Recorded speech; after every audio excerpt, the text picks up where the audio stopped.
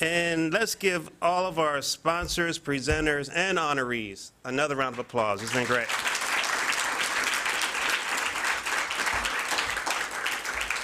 This has been a very special evening. We hope that this evening has inspired you to continue your work to close the wealth gap in America. It has inspired me. Tonight I was reminded of the words of Shirley Chisholm. I had a chance to interview her after she had left Congress, and it was during a time when I thought she should be taking off, sitting back, enjoying her retirement from a long life of service to her country.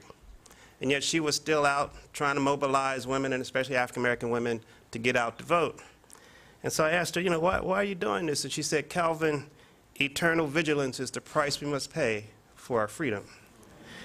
And at that time, it helped me understand that in many ways, eternal vigilance is the price we must pay for economic freedom in this country. We can never give up.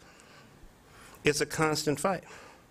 And tonight I was reminded also why we need to make the relationship and help people understand that relationship between closing the wealth gap and pawn ownership. That's pawn ownership. And I learned the importance of pawn ownership one evening when I had the privilege of being in the company of Reverend T.D. Jakes, and he shared the parable about the hungry man and the fish. We've all heard the parable. It says that if you give a hungry man a fish, you will feed him for a day. If you teach a hungry man how to fish, you will feed him for a lifetime. Well, the good Reverend took this to a whole new level, I thought, when he said, if you show the hungry man how to buy the pond that is filled with fish, then he'll never worry about being hungry again. And neither will his children or his grandchildren or his great-great-grandchildren. You can clap on that.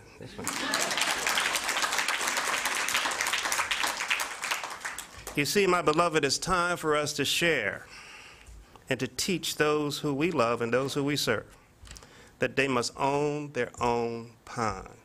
And I find it very interesting today that after the Great Recession, after the turmoil with the mortgage crisis, to hear people who do have means tell people who do not have means that they should not try to buy a home because they cannot understand it nor afford it.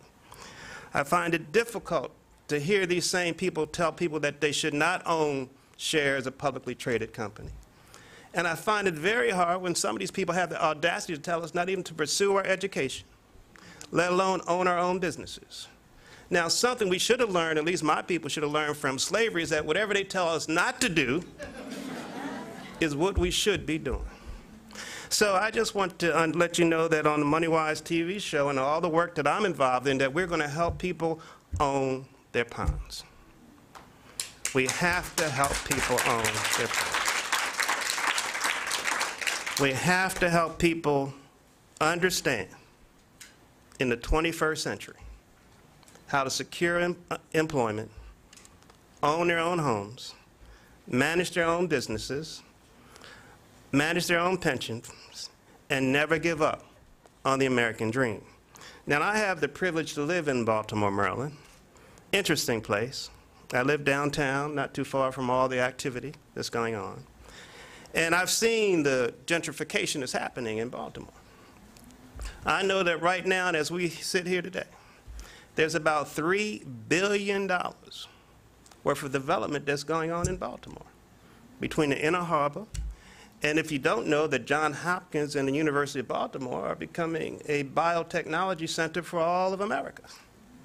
Yet with all of this development going on, I have not heard of one training program in Baltimore to help the people of Baltimore accept those jobs. And you wonder why people are frustrated and upset. Because all these six-figure paying jobs are going to have to go to people who do not live in Baltimore. And so, my beloved, I'm just saying that it's time for us to help people understand that we have to stand up and demand the training and the opportunities to enjoy those type of jobs all across America. I was reminded also this evening about the man who rushed up to the mayor of his city and asked the question, Mayor, what is the greatest nation in the world? And the mayor responded, oh, I know the answer to that question. The greatest nation in the world is the United States of America. And the man replied, no, Mayor, the greatest nation is a donation. Oh, I know some of you get that later. It's okay. And the reality is that we all can see the humor in that story. However, I believe that there is something wrong with America when no one in this room can walk down the streets of Washington, D.C. without some man or some woman coming up to you and asking you for a personal donation because they are hungry, unemployed, or homeless. There is something wrong with America today. But tonight, I have been reminded not to focus on what is wrong with America, but instead focus on what is right in our collective consciousness. Tonight, I have been reminded of the various struggles of my people, of the African American experience here in our country. And like our friend from the Indian nation, I can stand here tonight before you, the person of a people who once were a slave, and now we have an African American in the White House. Somebody should say amen. Amen. Someone should understand why I can stay here and be proud of the fact that, like my friend from the Indian nation, I can say I am still here. You see, my friends, Langston Hughes, the great African American poet, once captured this never say die spirit in Black America. Listen to how he describes the Black American experience in a poem entitled Still Here. He's speaking through his character named Jesse B. Simple. And he says, man, you know, in this life I have been abused, confused, false arrested, tried, sentenced, blackjack, near about lynched, but I am still here. You know, I have been bit by dogs, cats, rice, mice, jiggers, bed bugs, granddaddies, mosquitoes, and even a gold-toothed woman. But I am still here.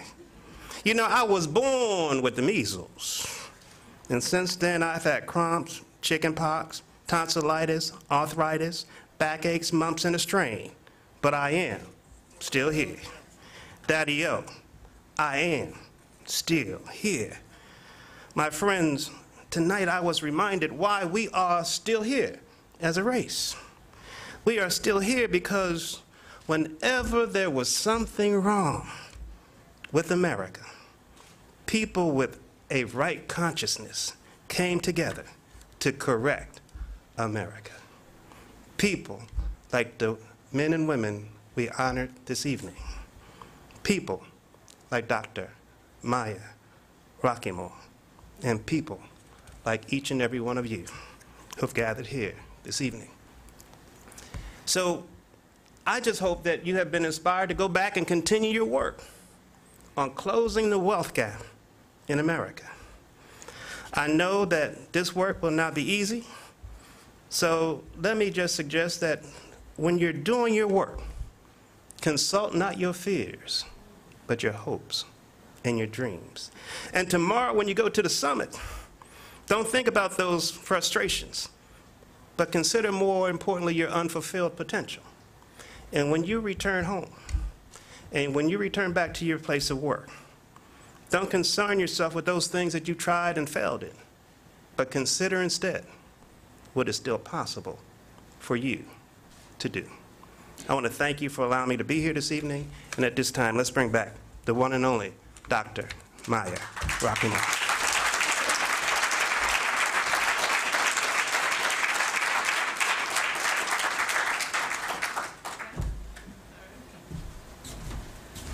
So let's bring another round of applause for Kelvin Boston.